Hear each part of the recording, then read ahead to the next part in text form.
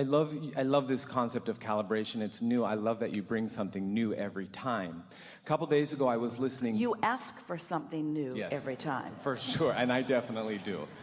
A couple days ago, I was listening. You put it in the vortex. You did. You and your life has put it in the vortex. Absolutely. Yeah. We just got there first because we have no resistance. When you ask for something that has never been before, it comes instantly to us in terms of our knowing because we have nothing that resists it. And so when you ask for it, it is as far as we are concerned.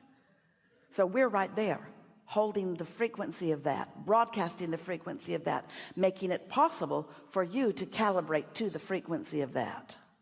You got that? So when you're at this place of things going really, really well, and the fine-tuning that you want to make is almost more subtle, perhaps? Why would you want to do that? Why would I want to? Why would you want more? Or why would you want to fine-tune more? What's your motive in that? So, for instance, these particular project that I'm working on, there's so much of it that's happening, and But our question is, what is the motivation for your calibration? Is it for greater accomplishment, or is it for the resonance of calibration? This is a trick question. But isn't the accomplishment to a certain extent the proof of the calibration? It is. But if you're looking for the manifestation, it often screws up your calibration, because when you look for something that isn't, now you're out of sync. But if instead you're enjoying the feeling of syncing up, and you have knowledge of what that syncing up will lead to, but the motive is not what it leads to, the motive is how it feels, now you've got it. And the way we tease you into being willing to accept that is, you're not ever going to get it done. Your inner being is always going to be a beat ahead of you, because you're always going to be launching a new rocket. And so if you want to be all caught up, you're not ever going to be all caught up. There's always going to be something new for you to calibrate to. So let's make a statement to the universe. Let's be thankful to the universe. Let's shout to the universe this understanding that we just found. I never will be done, and I like it that way, because calibration is my life. Calibration is my joy. Calibration is my quest. Calibration is the joyful expansion that is my eternal nature. Not accomplishing something. You're not a creator of stuff. You are an active creator. It's the creating that rings your bells, not the creation. But if you didn't have the idea of the creation, you wouldn't do the creating. But it's the creating that reads your bells, not the creation. But the creation is a good thing, because it's a bouncing off place to more creating. But it's not the next creation that is ringing your bells. It's the creation that is ringing your bells, because you are a creator. Whew. I'm going to have to re-listen to that. My thing... Well, it's the difference between a noun and a verb. In other words, you're not the noun, you're the verb. You're the becomer. You're the beinger. You're the becoming more. You're the eternaler.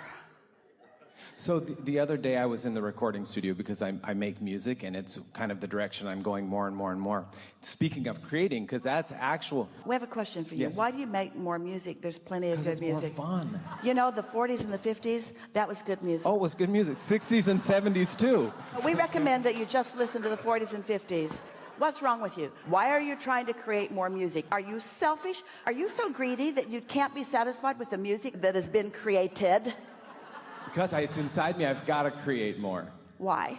Because it's so fun. Because creating is fun. Because the evolution of things is fun. And why do you think it feels fun? Because your inner being is in a constant state of becoming. And if you don't move in the direction of someone who you caused to be in a constant state of becoming, when that gap starts to widen a little bit, you get uneasy. Exactly. Yeah. That was really important to hear. So I'm in there, I'm having so much fun. It's like just bubbles of ecstasy popping in my mind, like this is what it's all about. And So what you're describing right there is the thrill that your inner being feels when your inner being is offering a vibration, and you're wide open, and so it's flowing all the way through the circuit. And so when you describe those kinds of emotions, you are putting descriptive words to the way the source within you feels. So if you're ever giving to someone and it doesn't feel like that, something's off. In other words, your inner being doesn't ring your bells when your bells aren't ringable. Just a little aside there. At the core of all that is. Yeah. Yeah. The most important thing we've ever said. Just want to stick that in there. So when you do something like create music or create art or whatever type of physical creation you make, we just want to get the tense of this. You mean when you're in a state of allowing something that you've already created to begin to turn from thoughts to things. I have created. So when you're doing that. Yeah, when you're doing that, I've created the most incredible album, and it's starting to come through right now. And sometimes I do like it really, it flows and then it slows, and it flows and it slows. And ebb and flow. Ebb and flow. And maybe I judge myself a little bit in the moments when it's ebbing, like I'm now out of sync. Well, this is the thing that we are most wanting to talk to all of you about. Let that slow down be okay. Step 1 is ask. Step 2 is source answers. Step 3 is you let it in. So it's all right. When you get to step 4, you're mastered the letting it in. And when you get to step 5, you're not mad when you're ebbing. You understand that it's part of the process. You would wear yourselves out. Your physical bodies cannot contain the frequency of source. You're an ebber and a flower. You're a step 1er and a step 3er, a step 1er and a step 3er. And both are good, both are important. And when you get to the place where you feel good in contemplation, when you feel good in consideration, when you feel good in speculation, when it's juicy to think about something, when you don't assume that you're thinking about it as a step back, but you're actually enjoying the process. That'd be like an artist going to a palette of paints and being frantic to get that paint on the canvas instead of building the picture with a background and a blending and a deciding as you go along. If you wanted it to be the other way, you just take a picture and stick it up there. So in the moments of ebbing, say for instance, like I was this past few days ago in the studio having the time of my life, and then realizing, okay, maybe it's going to be 2 weeks before I'm back in. All right, stop there for a minute. Yes. So what's that feel like? It feels like I wouldn't deprivation of what I want. I have to go do other stuff that I don't want to do, and I don't get to do this thing that I do want to do. So what's the feeling? Time shortage consciousness? Perhaps, yeah. Bondage? Not bondage. Time shortage, and even frustration feels too strong. But it's a feeling of, deprivation from where I really want to be. What's the difference between that and bondage?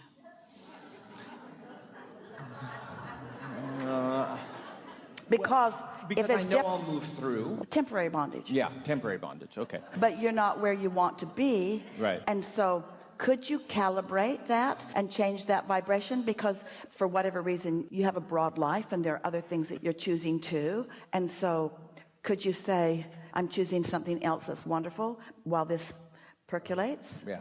So go back to those words that you offered us just now that made us climb your tree.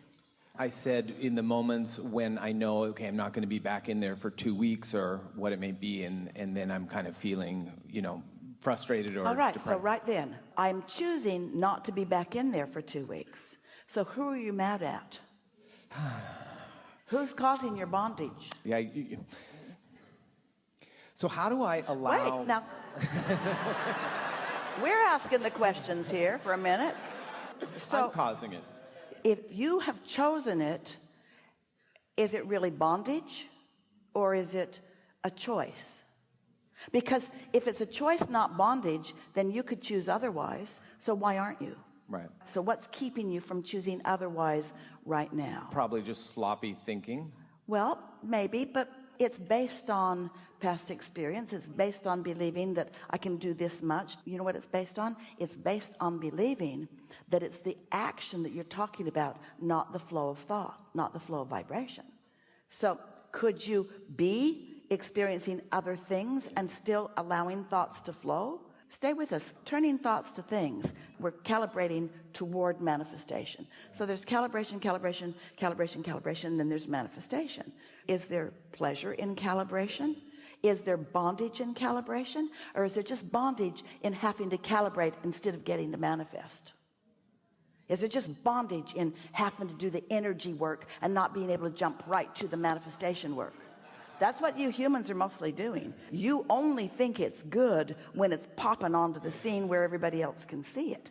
You want to fall in love with calibration. You want to feel in love with the harmony. You make music. You know about harmonics. Our friend was talking earlier about sometimes the powers that be say to him, your accent isn't right for this part. So let's talk about that for a moment. So envision an actor who comes from some freaky faraway place and has a weird accent. And they've practiced it their whole life because it's the way it was taught to them when they were little. And even though they don't still live there, it's what they calibrated to, and they haven't done anything, no reason to really, to calibrate away from it. But let's say that you are an actor. Do you know any actors from freaky, faraway places who have strong accents that play American roles and you can't even tell that they had an accent? You know those actors? What do you think they did to be able to speak that way? Calibrated to. They calibrated. They listened to how they wanted to sound, and then they said it, and then they listened to how they wanted to sound, and then they said it, and they listened to how they wanted to sound, and then they said it until they can sound like they want to sound. They calibrated to what they wanted to sound like. Esther got on the elevator just now to go back up to her suite for a moment. The building's only 12 or 14 floors tall, and so she got in, and at first the elevator seemed like it was going to go so slow she'd never get there. And then she was pretty sure, because it got slow, that it was going to stop on another floor to pick someone else up. She really didn't want it to do that.